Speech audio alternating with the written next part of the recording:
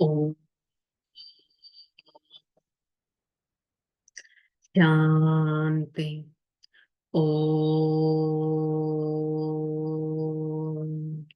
శాంతి. ఓం శాంతి. ఓం శాంతి. నేను ఆత్మ, నిర్వికారిని. ఆత్మనైన నాలో ఎలాంటి వికారాలు లేకుండా నేను ఆత్మ ఎంతో శుద్ధంగా, పవిత్రంగా, ఆనందంగా ఉంటాను.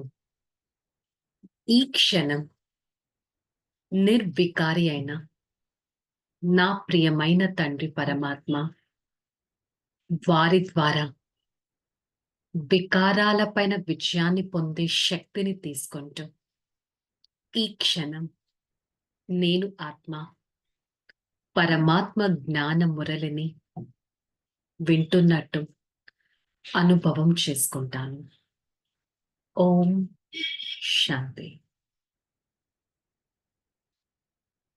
ఓం శాంతి. మురళి డేట్ 4/9/2024.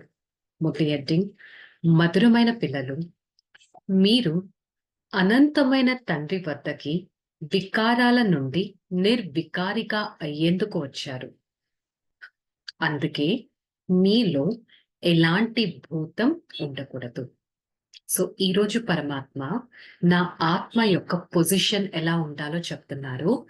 ఆత్మనైన నేను ఎలాంటి నెగటివిటీ లేకుండా నిర్వికారిని.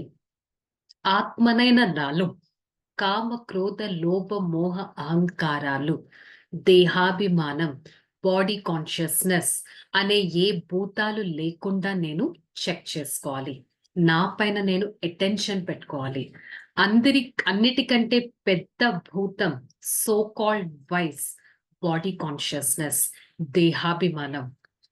ఆ బాడీ కాన్షియస్నెస్ అనేది వచ్చిందంటే నేను, నాది, నా వారు అనేవి వచ్చేస్తాయి. అవి వచ్చాయంటే కంప్లీట్ అటాచ్మెంట్ పెరిగిపోతుంది. ఆ మోహం అనేది పెరిగిందంటే ఆటోమేటిక్ గా క్రోధం వస్తుంది. క్రోధం అనేది పెరిగిందంటే ఆటోమేటిక్ గా పాపకర్మలు చేస్తాను. పాపకర్మలు చేసి ఆటోమేటిక్ గా నా ఆత్మ యొక్క శక్తి డిప్లీట్ అయిపోతుంది. నా ఆత్మ శక్తి డిప్లీట్ అయిపోతే, తగ్గిపోతే నేను ఆబ్వియస్ గా ఉన్నతమైన పదవిని పొందలేను. సో వీటన్నిటికీ బేస్ ఏంటి? Body consciousness. సో నేను ఆత్మ ఇవన్నీ వికారాలను నా నుంచి నేను త్యాగం చేసుకున్నానా అనేది చెక్ చేసుకోవాలి. ప్రశ్న: మొత్తం కల్పమంతటిలోనూ చదివించినటువంటి ఏ చదువును తండ్రి ఇప్పుడు మీకు చదివిస్తున్నారు? జవాబు: కొత్త రాజధానిని స్థాపన చేసే చదువు. మనుషులకు రాజ్య పదవిని అందించే చదువును ఈ సమయంలో స్వయం సుప్రీం తండ్రి చదివిస్తున్నారు. ఇదొక కొత్త చదువు. మొత్తం కల్పమంతటిలోనూ చదివించడం జరగదు. ఈ సంగమ యుగంలోనే ఈ చదువును చదివించడం జరుగుతుంది. ఈ చదువు ద్వారానే సత్యుగ రాజ్య స్థాపన జరుగుతుంది. సో నేను ఆత్మ పరమాత్మ చదివించే ఈ చదువు పైన ఎంత అటెన్షన్ పెడుతున్నాను. ఈ చదువు ద్వారా నేను నాలో శాంతి, ప్రేమ, ఆనందం, సుఖం, స్నేహం, శక్తులు, గుణాలను ఇముడ్చుకోగలను.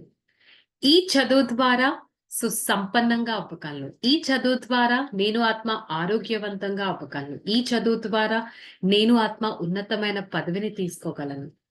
ఎలాంటి ప్రపంచం?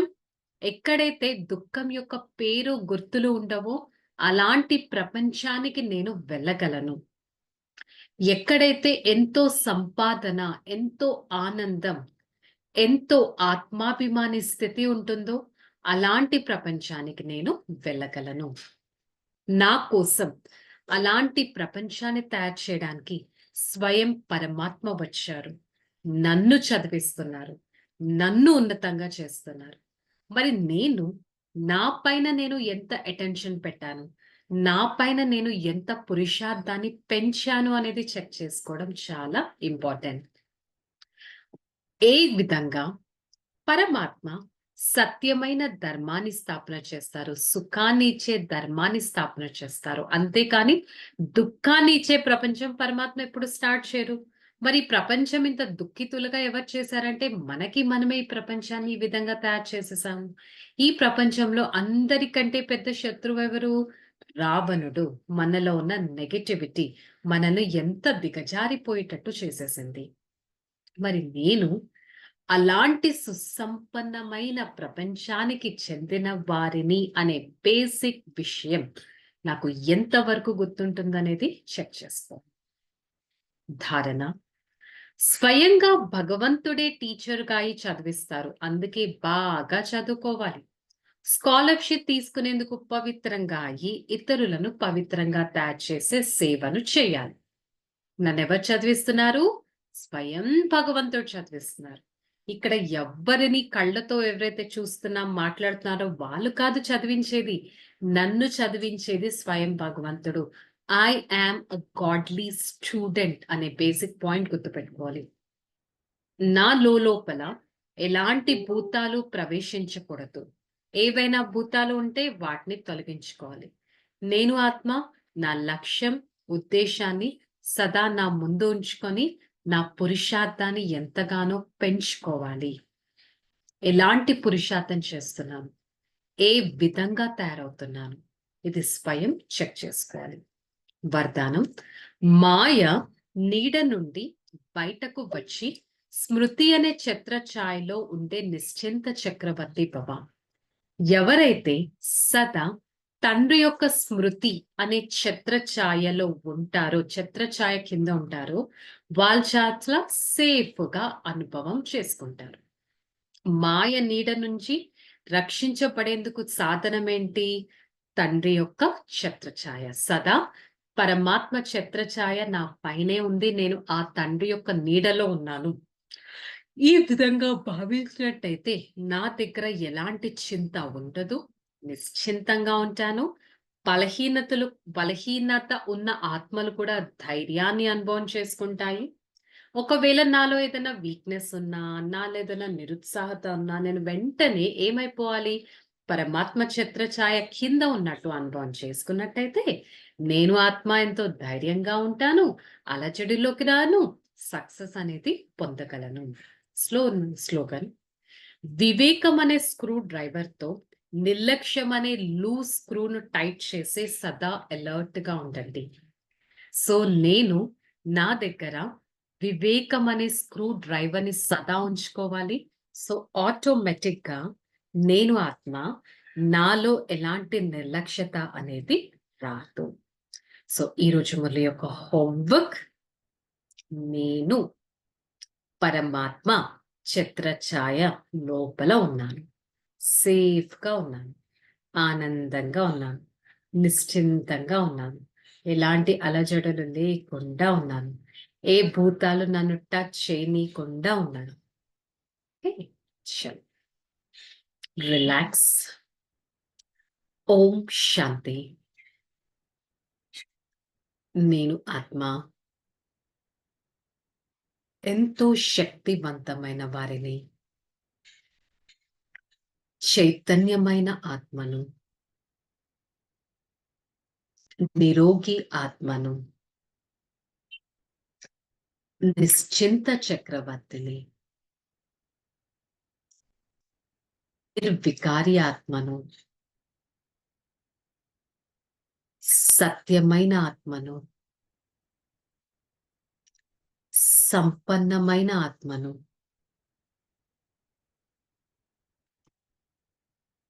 నేను సత్యుగాన్ని నా సన్ముఖంలో ఉన్నట్టు అనుభవం చేసుకుంటాను. అలాంటి సత్యుగంలో ఎంత ఉన్నతమైన వారిగా తయారవుతాను. ఆత్మ సదా నా స్మృతిని తలుచుకుంటూ పరమాత్మ ఛత్ర ఛాయ కింద ఉంటూ నిశ్చింతంగా, నిరోగిగా, శక్తివంతంగా, ఐశ్వర్యవంతంగా అనుభవం చేసుకుంటాను. నేను ఆత్మ సదా నా ఆత్మికత శక్తిని ఉపయోగిస్తూ ఆ శక్తి ద్వారా, పరమాత్మ ద్వారా దేహం పైన విజయాన్ని పొందే ఆత్మగా, దేహి ఆత్మగా ఉండటానికి ప్రయత్నిస్తాను.